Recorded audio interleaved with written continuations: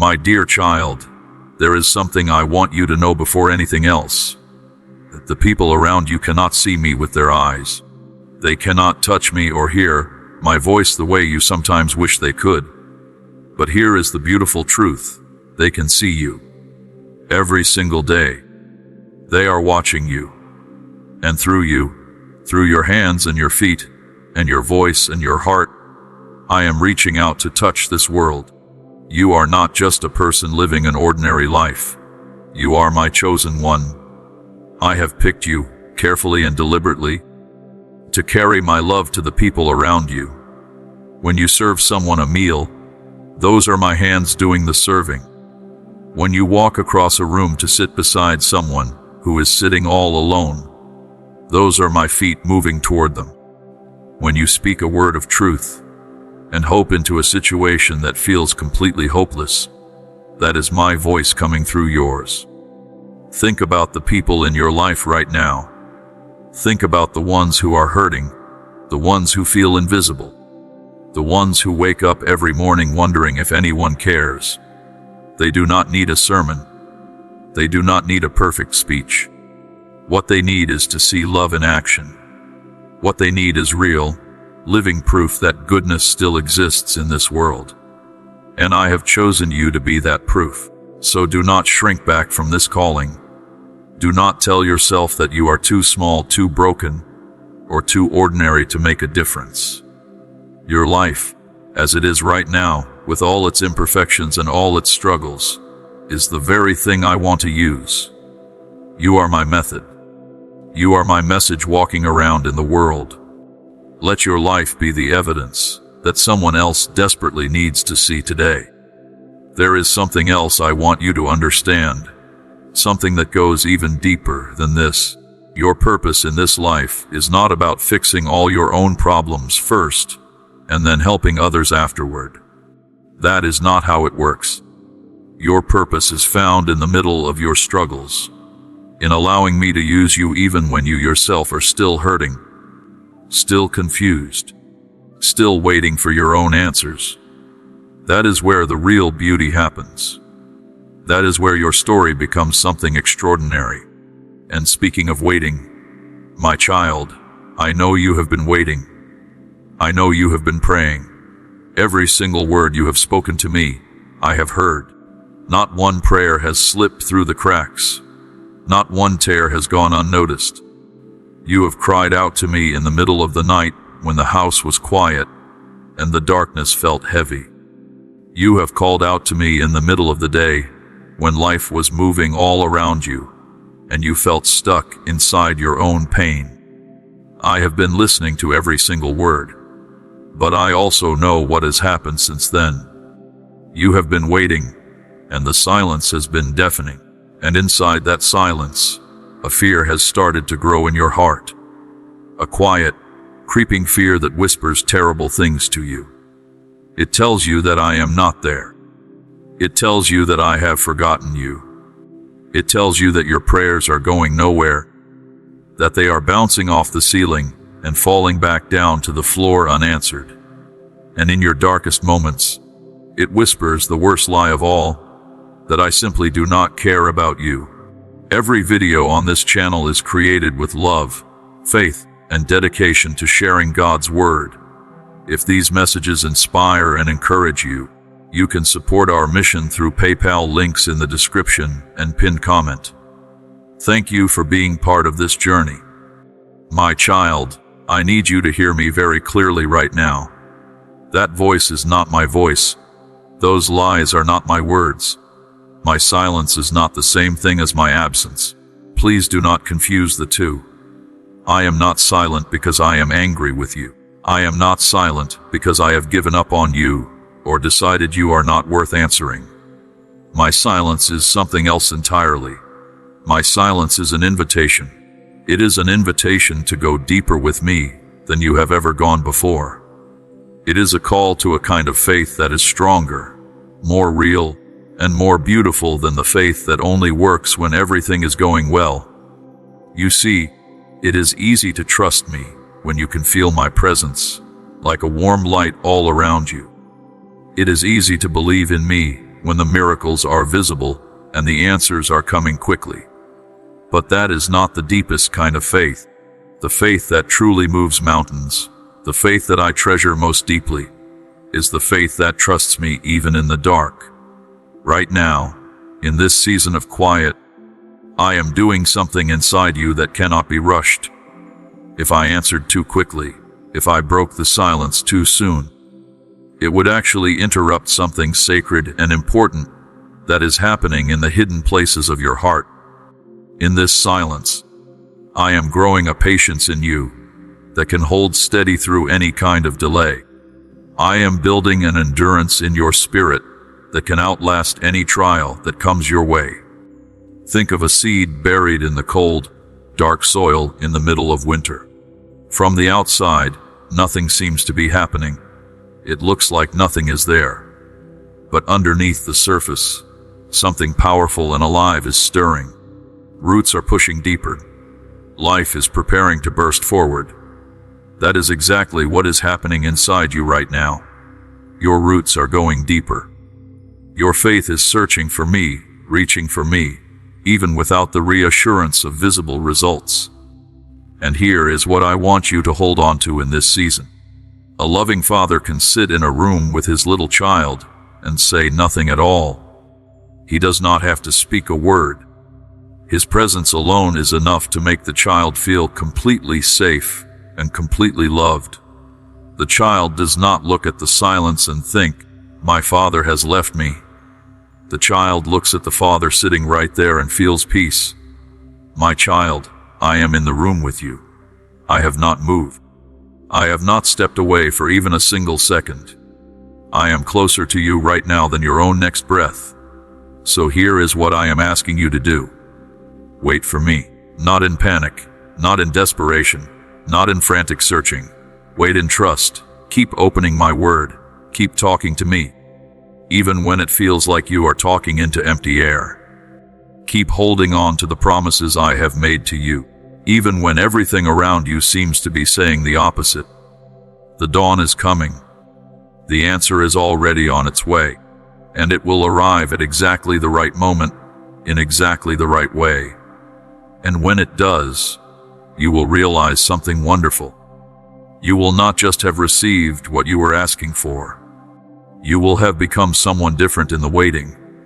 You will have become a person of deep, unshakable, quiet, and powerful faith, not because everything went smoothly, but because you learned to trust your Father, even when you could not see His hand moving. Now, my dear child, there is something else I must speak to you about. There is a lie that has taken root in your heart, and I need to pull it out before it grows any bigger. The enemy has been whispering to you that your faith is a private thing, a solo journey between you and me alone. He has been telling you that you are stronger on your own. He has been saying that other people will only hurt you, that the church is full of imperfect people, that you are better off keeping your distance and worshiping me in the quiet of your own space. And I understand why part of you has believed this. You have been hurt before. You opened your heart, and someone in the community of faith let you down. You trusted people who were supposed to be safe and they were not. And so you built walls. Quiet, invisible walls around your heart. And now you tell yourself you are just being careful. You tell yourself you are protecting yourself. But my child, those walls are not protecting you. They are trapping you. And the enemy knows exactly what he is doing when he convinces you to stay isolated. He is not trying to protect you from other people. He is trying to cut you off from the very thing that gives you strength. Because a sheep that wanders away from the flock does not find peace and freedom. It finds the wolf. When you are alone, your doubts echo in the empty chamber of your own mind with nothing to challenge them. Your fears grow bigger with no one around to offer perspective. Your weaknesses go unchecked. Your temptations go unaccountable. And when you finally fall down, there is no one there to help you get back up. I have designed you to need other people. This is not a flaw in my design. This is one of the most beautiful parts of it. I have created you to be part of a body, where every part needs every other part. You desperately need the person who has walked through the exact fire you are walking through right now, and can look you in the eye and say, I know how this feels, and I promise you, God was faithful on the other side. You need the older man or woman who has walked with me for decades and carries a quiet wisdom that can only come from years of experience. You need the simple, powerful, irreplaceable gift of a friend placing a hand on your shoulder and praying for you when you have no words left. And just as importantly, they need you. Your story is someone else's lifeline. Your testimony of my faithfulness is the exact word of hope that another person is desperately waiting to hear. Your prayer is the one that will unlock a breakthrough for someone else. You are not optional in this body. You are vital. You are needed. You cannot say to someone else in the body, I don't need you. And you cannot afford to stay hidden away when others need what only you can give. So I am calling you today to take a step back toward community. Send that message you have been putting off. Make that phone call. Show up, even when it is uncomfortable. Offer an encouraging word before you wait to receive one. Take the risk of being known, of being seen, of being part of something bigger than yourself. Yes, people are imperfect. Yes, you might get hurt again. But the alternative, the slow spiritual starvation of isolation, is far more dangerous than the risk of opening your heart. You are always stronger together. That is not just a nice saying. It is the way I designed you to live. Now let me speak to you about something you have been carrying for a very long time. Something heavy and sharp that you have been holding close to your chest, gripping tightly even though it is cutting into your own hands. I am talking about unforgiveness. I am talking about the bitterness and resentment you have built up, brick by careful brick, around a wound someone gave you. You replay what happened in your mind over and over again. You feel the sting of it fresh every time. You rehearse what you wish you had said. You imagine how you would do it differently if you could go back.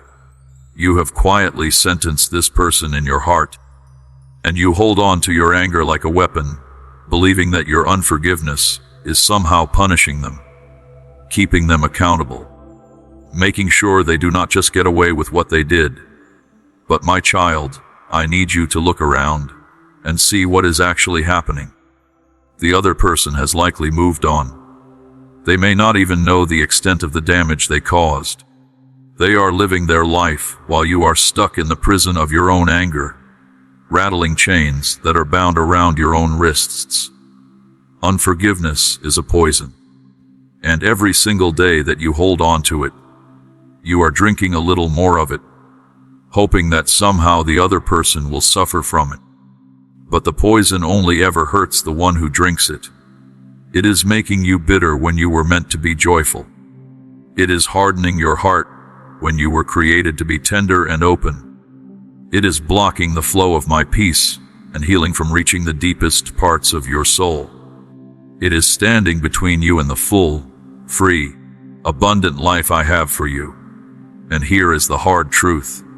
You cannot walk in close fellowship with a God who forgave everything, who canceled a debt so enormous that it required the death of his own son to pay it, while you refuse to forgive someone the much smaller debt they owe you. The mountain of what I have forgiven you is so vast, so high, so impossible to measure, and I wiped it all away completely and permanently and joyfully, out of love. And now I am asking you to release one person from one debt. I need you to understand something about what forgiveness actually means, because the enemy has lied to you about this too. Forgiveness is not saying that what they did was okay. It was not okay. Forgiveness is not pretending the wound does not exist. It does exist. Forgiveness is not automatically trusting that person again or welcoming them back into your inner circle. Trust is built over time, and that is a separate conversation. Forgiveness is simply this: you, who have been forgiven everything, choosing to release this person from the debt they owe you, choosing to stop holding that debt against them, choosing to take them off your hook and place them onto mine. And I am the only one who is qualified to be a righteous judge. I see everything. I know everything, and I will handle it. When you forgive, you are not letting them off the hook. You are freeing yourself. You are unlocking the prison door and walking out into fresh air and sunlight. You are putting down a weight you were never meant to carry. So right now, in the quiet of your heart, I am asking you to say their name and say these words, or words like them. Father, I choose to forgive this person. I release them to you. I release my desire for justice to you. I trust you to handle what I cannot. You do not have to feel like doing it. Forgiveness is not a feeling. It is a decision of your will, empowered by my spirit living inside you. Make the choice, and the feelings will follow over time. And as you do, feel the chains begin to fall. Feel your shoulders drop. Feel a lightness begin to return to a heart that has been so heavy for so long. We are committed to spreading hope, faith, and the message of Jesus Christ to people around the world. If you would like to help us continue this work, please visit PayPal links below. Your kindness means more than words can express. My child, I see you standing at a crossroads, trying so hard to figure out the right direction on your own. You have made your lists. You have asked your friends. You have lain awake at night going over every possibility again and again. You are trying to navigate this complicated, confusing, unpredictable life using nothing but your own limited understanding as your compass, and it is exhausting you. It is filling you with stress and anxiety that should not have to be yours to carry.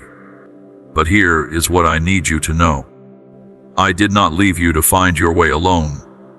When my son went back to heaven, he made a promise. He said he would not leave you as an orphan. He said he would send a helper, a counselor, someone who would be with you always, someone who would guide you into all truth. And he kept that promise. I sent my own spirit to live inside you. The Holy Spirit, my very presence within you, is your built-in divine navigator. He is not a distant resource you have to reach out and grab. He is already there, already living inside you, already ready to guide you in every single decision, big and small, every single day. He is your comforter when sorrow overwhelms you. He is your advocate when you are being accused. He is your guide when the path is not clear. He is your strength when yours has run out completely. And here is the emergency I need to address. You are not using this gift. The Creator of the universe has placed His own personal guidance system inside you, and you are leaving it switched off. You are trying to navigate by guesswork and by the conflicting opinions of people around you, when you have access to perfect, divine wisdom every moment of every day. So how do you actually hear Him? How do you actually follow His leading?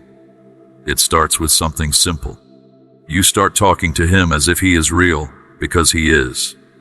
Before you walk into a difficult conversation, you whisper in your heart, Holy Spirit, give me the right words.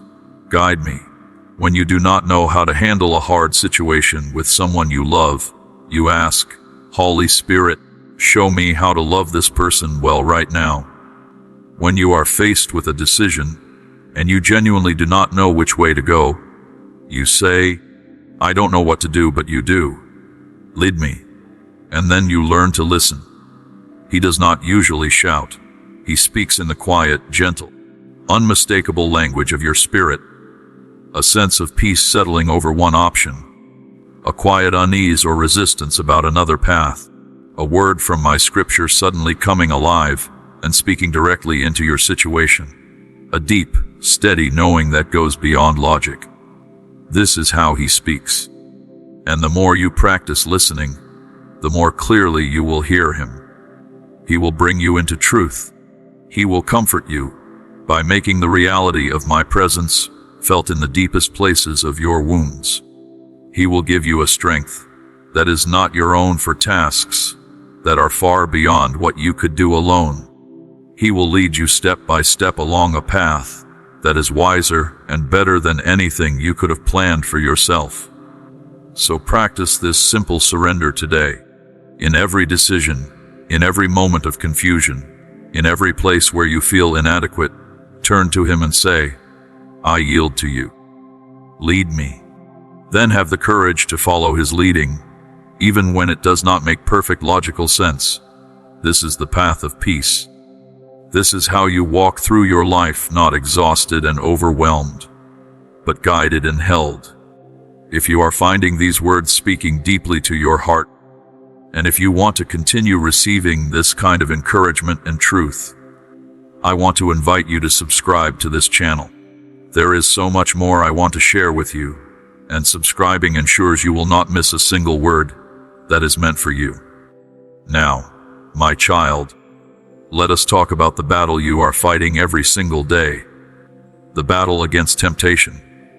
Because I see you struggling, and I see why your current strategy keeps failing you.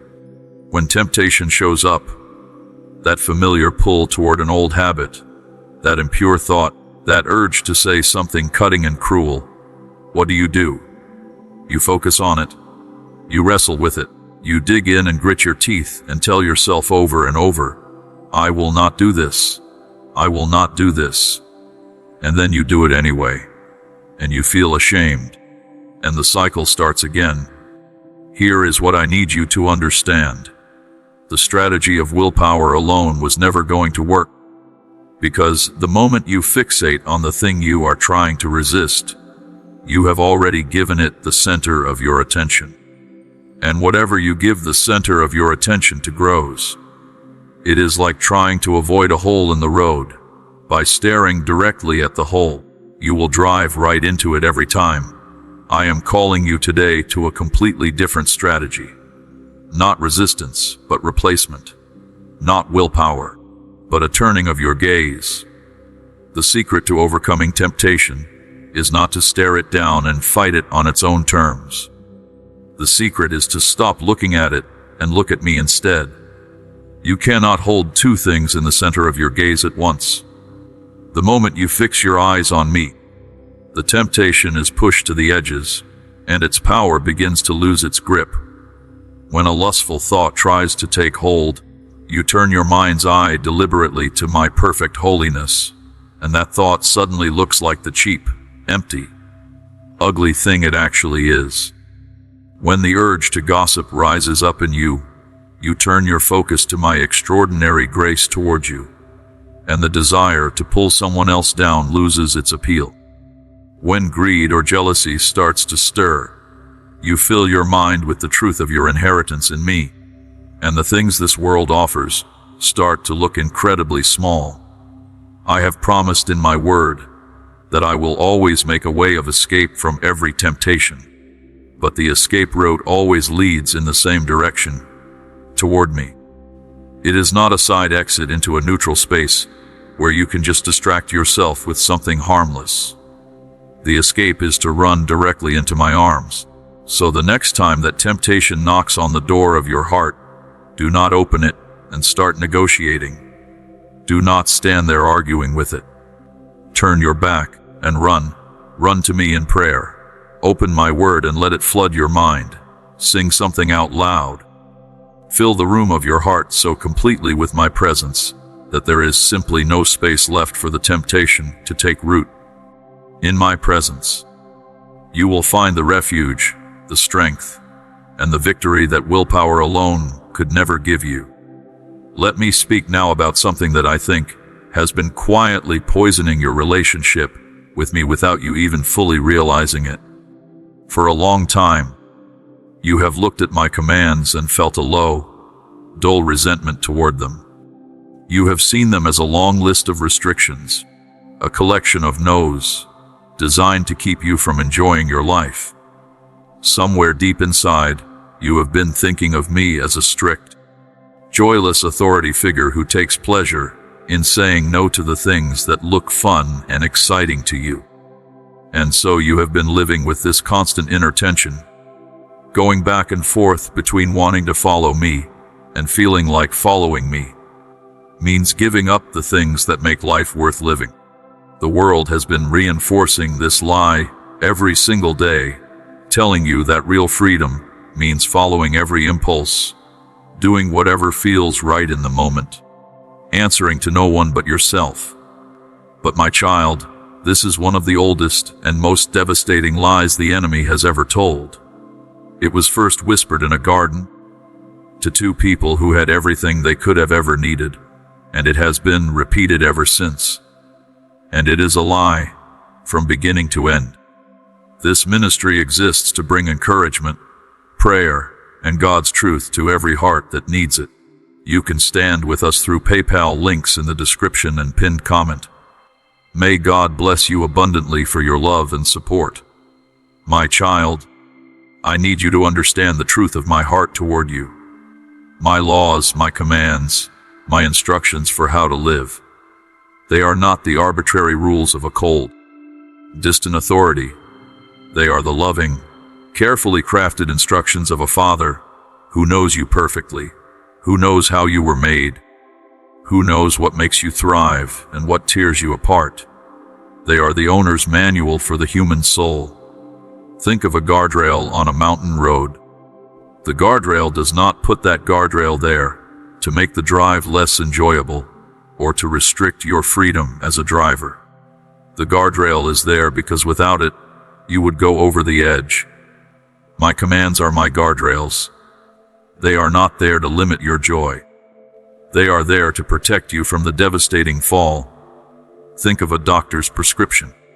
A doctor does not hand you medicine because he wants to inconvenience you or control your life. He gives you medicine because he knows what is happening inside your body, and he knows what will bring you health. My commands are my prescriptions for your soul. And here is the terrible, painful truth about disobedience. Every time you step outside of my loving boundaries, you are not stepping into freedom. You are stepping into a kind of chaos, a kind of bondage that is far heavier and far more painful than any obedience you ever thought was restricting you. The momentary thrill of following your own way always gives way to consequences that take much longer to recover from. Forgiveness is not a burden to carry. It is the only thing that will set you free from the prison of bitterness. Generosity is not a loss of your resources. It is the key that unlocks your heart from the grip of fear and materialism. Purity is not a restriction of pleasure. It is the protection of your heart from wounds that go devastatingly deep. True freedom is not doing whatever you want whenever you want. That, my child, is slavery to your own ever-changing moods and appetites and fears. True freedom is something completely different. It is the power given by my Spirit to actually do what is right, to choose life, to act from love instead of fear, to walk in alignment with the God who made you and who loves you more than you can possibly imagine. This is why my son said that his yoke is easy and his burden is light. This is a paradox that only makes sense when you experience it. The world's so-called freedom is actually crushing. It is full of anxiety and regret and emptiness. But walking with me, even in obedience, even in the places where I ask hard things of you, feels light, because I am the one carrying the weight. I am the one guiding you. I am the one empowering you. And when you walk in my ways, you find the deep, satisfying rest for your soul that you have been searching for in every other place. My dear child, I see you looking at your life and concluding that it is too small, too quiet, too ordinary to matter. You look at your daily routine, the work, the cooking, the commute, the bedtime routines, the small conversations, and you think surely this cannot be important in the grand scheme of things. You compare your hidden life to the loud, visible, impressive lives of others, and you feel invisible. You feel like you have nothing of real value to offer. You have profoundly underestimated the power of your own story. People who would never walk into a church, who would never pick up a Bible, who would never seek me out on their own. They are reading your life. They are watching you every day. They see how you treat people when you are stressed at work. They notice how you respond when someone treats you unfairly. They pay attention to how you handle the kind of loss and disappointment that would make most people bitter or hopeless. And your response in those moments is a sermon that reaches them in a way no formal message ever could. Your life is a living letter, a message I am writing with your experiences, your reactions, your character, and your choices. And the world is reading it. This means there is an urgency to how you live. It is not enough to say that you believe in a God of peace, while your own life is a constant display of anxiety and chaos. It is not enough to speak of forgiveness if you are still clearly gripped by an old bitterness. The world is not looking for more people who have it all perfectly figured out. It is looking for real, honest, imperfect people whose lives are visibly being changed by something greater than themselves. And your imperfections are not a problem. In fact, they may be your greatest tool. When you make a mistake and you are quick to own it and apologize honestly, you preach a powerful sermon about humility. When you face something completely beyond your own strength, and you openly admit that you are relying on mine, you preach a sermon about faith. When you do not have all the answers, but you trust the one who does, you preach a sermon about surrender. These are sermons that people remember. Your perseverance through a long, grinding, painful season, that is a sermon. Your genuine peace in the middle of a situation that should have broken you, that is a sermon. The love you show to someone who is difficult and unlovable, that is perhaps the most powerful sermon you will ever preach. So live today with an awareness that you are being watched, not in a way that makes you anxious and performative, but in a way that makes you intentional. In your workplace, in your neighborhood, in your own home, let your character be a signpost. Let the way you live be the kind of thing that makes people stop and wonder, and then quietly ask, where does that come from? What is the source of that kind of strength? Let your life be the answer that leads them back to me.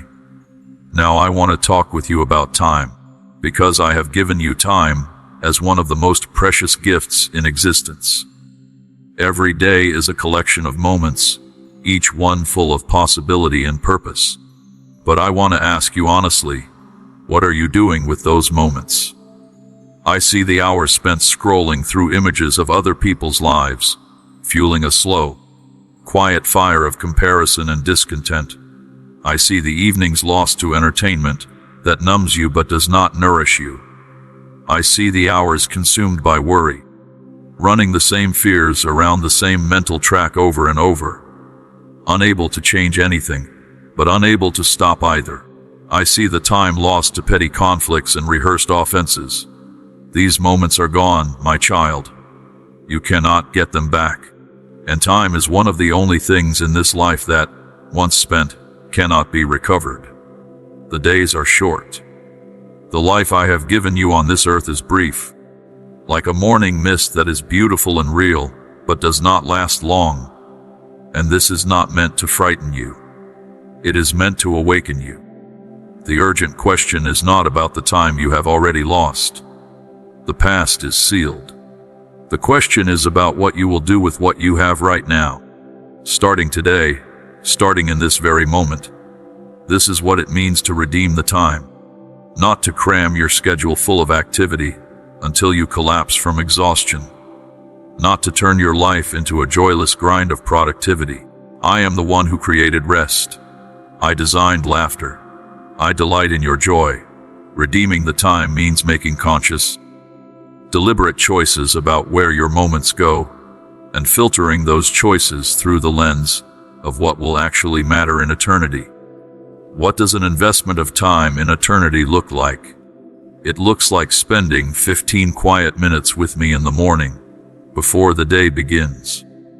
It looks like reading a few verses of my word, and letting them sink into your heart, before the noise of the world rushes in.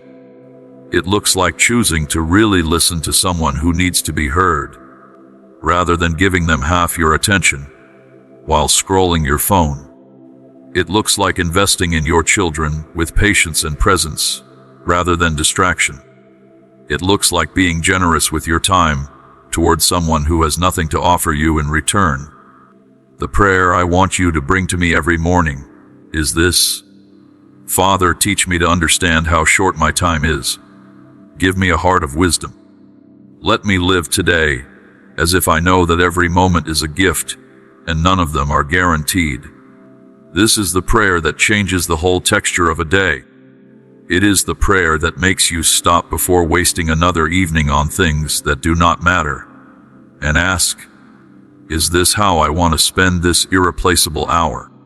It is the prayer that makes the ordinary moments feel holy, because you begin to see them as the very currency of the life I have given you. Stop killing time, my child. It is a gift I have given you. Receive it and use it as if you know exactly how precious it is. Dear child, if these messages have brought peace to your heart, strengthened your faith, or reminded you of God's love, please consider supporting this ministry through PayPal links below. Together, we can continue sharing hope and God's word with countless souls around the world. Beloved, now let me speak to something I see in you that has been quietly building for a long time. You have made your relationship with me incredibly complicated. You have allowed your mind, which I gave you as a gift, and which I love, to become a wall between us instead of a bridge. You have gotten tangled up in theological arguments and intellectual debates. You have stumbled over unanswered questions. You have developed a kind of demand that I explain my ways to you in terms that fully satisfy your logic before you will truly give me your trust. And underneath all of this is a form of pride. The pride of needing to understand everything before you will believe. The pride that says, I will follow you, God, but only once you have answered all my questions to my satisfaction. But my child, I am inviting you today to come back to something much simpler and much more powerful than all of that. I am inviting you to return to the trust of a small child. A young child with a loving father does not understand everything the father does. The child does not demand a logical explanation for every household rule. The child does not require proof of the father's love in the form of a philosophical argument. The child simply knows my father is good. My father loves me. My father is here. And from that simple, settled knowing, the child rests. This is what I am asking from you. Not blind, thoughtless, empty agreement with things that make no sense, but a deep, settled trust in who I am, even in the places where you cannot fully understand what I am doing.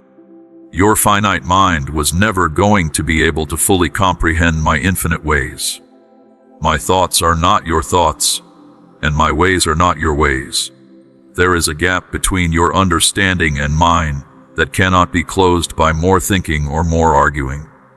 It can only be bridged by trust. So I am inviting you to put down the need to have all the answers.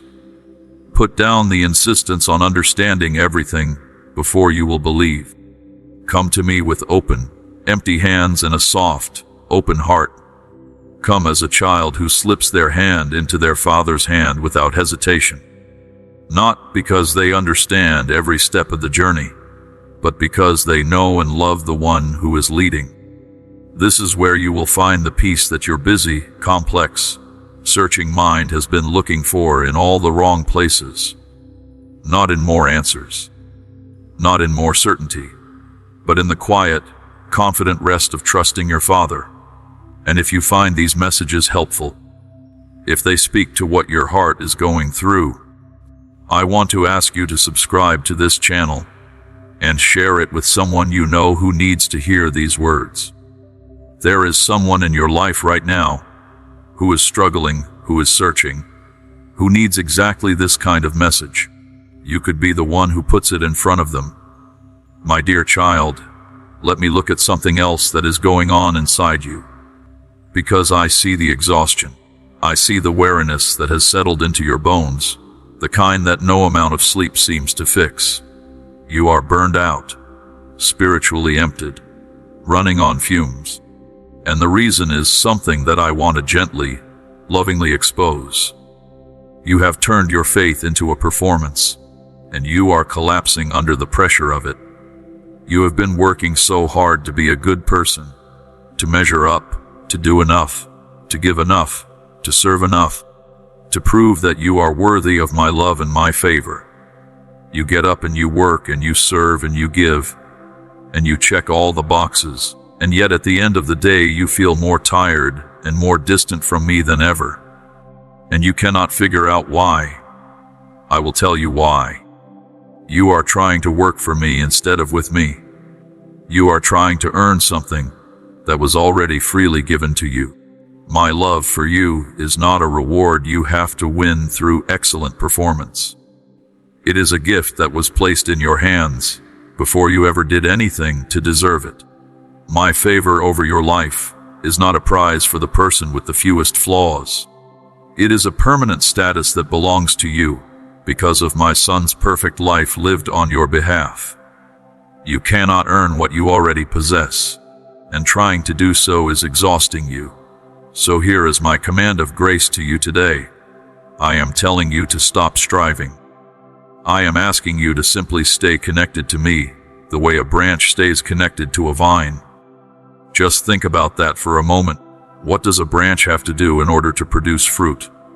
Does it work around the clock? Does it force itself to grow? Does it strain and struggle and worry? No. The branch has exactly one job: stay attached to the vine. Just remain. Stay connected. And from that place of connection, the life and nourishment and energy of the vine flows through the branch naturally and effortlessly, and fruit appears as the inevitable result of that connection. The love and the joy and the peace and the patience and the kindness that you have been trying so hard to produce. These are not things you can manufacture through more effort. They are fruit. They are the natural outcome of being deeply connected to me. The more you try to produce them on your own, the more they slip away. But the moment you relax into connection with me, they begin to appear, not because of what you did, but because of who I am and what I do through you, when you simply stay close. This is not a call to laziness. It is a call to a completely different kind of activity. An activity that flows from my strength instead of your own. That is sourced in my grace instead of your striving. It is the difference between someone rowing a boat frantically against a strong current, getting nowhere and wearing themselves out, versus someone who simply raises the sail and lets the wind do the work. Stop rowing, raise your sail, abide in me, and watch what happens when my spirit moves through a life that has stopped trying to do it all alone. Now, my beloved child, let us talk about the prison of fear. Because I see it. I see the walls it has built around your life, high and thick and quietly suffocating. Fear has been telling your dreams that they are too big for someone like you. Fear has been telling your relationships that if people really knew you, they would leave. Fear has been the invisible hand on every major decision you have made, always steering you away from anything that feels risky and toward whatever feels safest, even when the safest option was the one that was slowly, quietly killing your spirit. And the most heartbreaking part of all of this is that you have lived inside these walls for so long that you have started to think of them as normal. The constant low hum of anxiety feels familiar. The limits feel like just the way things are. You have forgotten what it feels like to breathe free. But I need you to hear me on this. The spirit of fear, the anxious, timid, shrinking spirit that has been running your life, that did not come from me. It is not something I placed in you. The spirit I have placed in you is something completely different. It is a spirit of power, the power to overcome the things that have been holding you back. It is a spirit of love, a love so perfect and so complete that it actually has the ability to drive fear out. And it is a spirit of a sound, clear, disciplined mind, the kind of mind that can look a fearful thought in the face and say you are a lie, and I refuse to believe you. The crisis I am addressing today is this: your fear is causing you to forfeit things I have prepared for you. I have opened doors of opportunity in front of you, and fear has kept your feet planted firmly in place. I have called you to speak truth and love into someone's life, and fear of what they might think has kept your mouth closed. I have placed a dream in your heart, and fear of failure has kept it locked away, gathering dust. Fear is stealing from you. It is stealing your destiny, your impact, your joy, and the fullness of the life that my son paid for with his own blood so that you could have it. So here is what I am commanding you to do. Stop staring at the size of the giant in front of you and fix your eyes on me. Think about who I am. Think about the things I have done. Think about the seas that have been parted, the mountains that have moved, the impossible situations that became testimonies of my faithfulness. The giant in front of you is enormous by your standards, but by mine, it is nothing. And remember this truth: my perfect love, the love I have for you, that is complete and unconditional and unshakable. That love is the ultimate antidote to fear. Fear and love cannot live in the same space in your heart at the same time. The more you fill your heart with the truth of how deeply and completely I love you, the less room there is for fear to breathe. So take one small step of courage today, just one. Courage is not the absence of fear. It is the choice to move forward in spite of it. Make that phone call you have been dreading. Have that honest conversation you have been putting off. Take that first tiny step toward the dream I placed in your heart. Take that one step, and I promise you, you will find that my hand is already right there, holding yours, steadying you, making you braver than you thought you could be. Every video is created with prayer, time, and dedication to reach those who may be searching for encouragement and faith. By supporting this ministry through PayPal, you help keep this mission growing and touching more lives each day. God bless you abundantly. My child, the world has given you a scorecard, and for years you have been running yourself ragged trying to fill in all the right boxes. The box for financial success, the box for career achievement, the box for social standing, the box for physical appearance, the box for comfort and security and ease. You have been told in 1,000 different ways by 1,000 different voices that if you can just check all these boxes, you will finally feel like you are worth something. You will finally feel happy. You will finally feel like your life matters. But my child, this scorecard is counterfeit. It is a lie dressed up in very convincing packaging. And the evidence of this is everywhere around you, in the faces of people who have checked every single box and are still quietly, desperately miserable. My own son, if you were to measure his life by the world's scorecard, would look like an absolute failure. He had no money, no permanent home, no formal credentials, no social media following, no political influence. He was rejected by the people who should have welcomed him most. And his life ended in what the world would call the most humiliating way possible: a criminal's execution on a wooden cross. And yet that life that the world's scorecard would mark as a failure, that life changed the entire history of the human race and continues to change every single life that opens itself to him. Because my scorecard is completely different. If you keep measuring your life by the world's standards, you will spend your whole precious life chasing something that was never real. The world's definition of success is specifically designed to always stay just out of reach, so that you are always working a little harder, always comparing yourself to someone who has a little more, always feeling like you are almost there, but never quite enough. You are in danger of spending the one life I have given you climbing a ladder that is leaning against the wrong wall entirely. So I want to recalibrate your definition of success today. My definition is breathtakingly simple.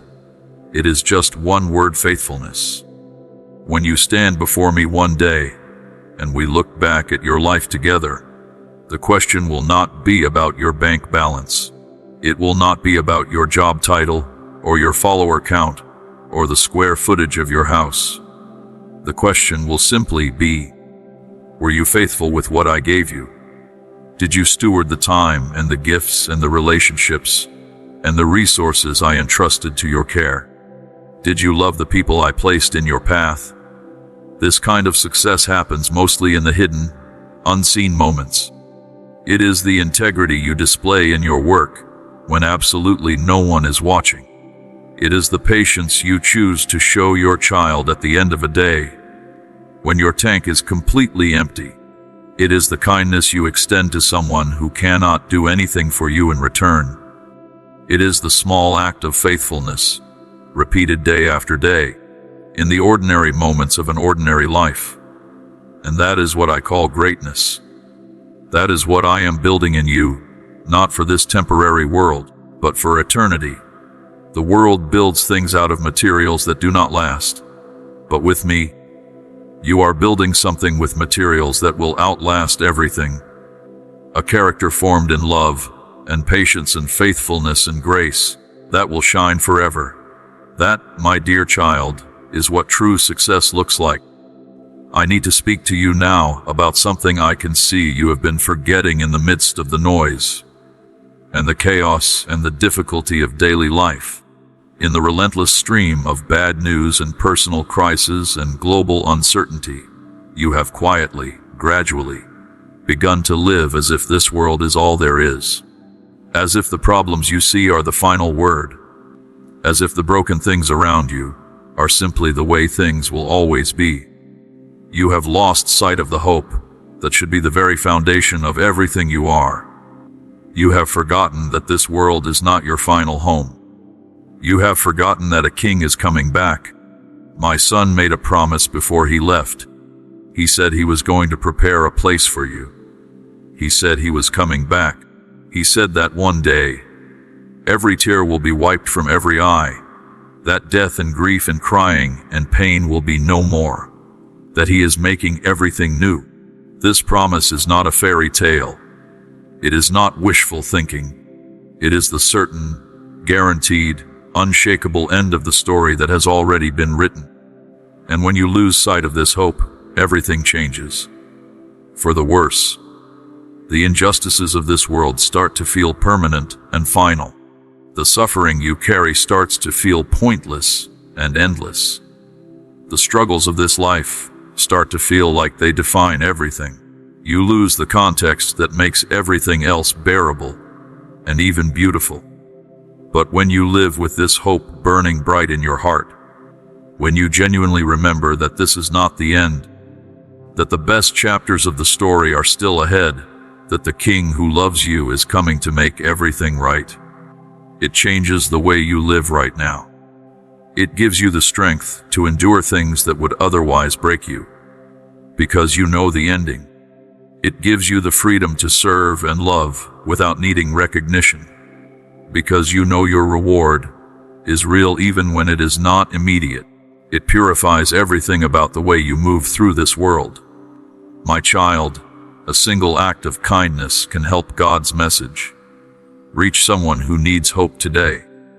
If you feel blessed by this channel, you can stand with us through the PayPal links in the description and pinned comment.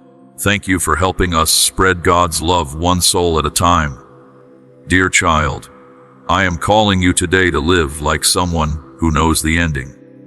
If you knew with complete certainty that my son was returning tonight, would you still cling to that grudge? Would you still spend hours on things that do not matter? Would you still be too afraid to tell your neighbor about the love that has changed your life? Live that way every day, with urgency and with love and with joy, with the readiness of someone who is expecting company, with the generosity of someone who knows their real treasure is stored somewhere safe that nothing can touch. Let the promise of my Son's return be the North Star that orients you when you are confused, the anchor that holds you when everything is shaking, the light that shines through the darkest night. A king is coming. Live like you believe it. And now, my dear child, we come to the most important moment of everything we have shared together today. You have heard so much. You have heard about waiting in the silence and trusting me, even when I seem far away. You have heard about the danger of isolation and the beauty of community. You have heard about forgiveness and what it truly means to set yourself free. You have heard about the Holy Spirit, your navigator, your comforter, your constant companion. You have heard about overcoming temptation, not through gripping harder, but through turning your gaze. You have heard about obedience as the path to real freedom, and about how your ordinary life is actually an extraordinary sermon. You have heard about using your time wisely, about coming to me like a child, about resting instead of striving, about courage instead of fear, about faithfulness instead of the world's hollow version of success, and about living with the blessed hope of my Son's return burning bright in your heart. And all of this, every single word, has been leading to this one moment, this one invitation, this one question. What will you do with what you have heard? I am not asking you to be perfect. I am not asking you to have everything figured out. I am not asking you to make 10 changes at once or transform your life overnight. I am asking for something much simpler than that. I am asking for your heart. I am asking you to make a decision. Right now, in this moment, not tomorrow, not when your life calms down, not when you feel more ready, because the truth is that moment of perfect readiness is never going to come on its own. The decision is made first, and the readiness follows. So right now, in the quiet of wherever you are reading or listening to these words, I am asking you to turn, to consciously, deliberately choose to put me first, to say, in the most honest and simple words you have, Father, I am done trying to do this on my own. I am done running from you, or past you, or without you. I am coming home. That is all. Just come home. If you have drifted away, come home. If you have been so busy performing for me that you forgot how to simply be with me, come home. If fear has been running your life for too long, come home. If you are exhausted and burned out and empty, come home. If you are carrying unforgiveness like a stone around your neck, come home and lay it down. If your heart has grown cold and hard and distant, come home and let me warm it again. My arms are open wide. They have been open the whole time. There is healing here. There is peace here. There is the kind of rest that goes all the way down into the deepest places of your soul and fills them with something you cannot get anywhere else in this entire world. You were made for this. You were made for closeness with me.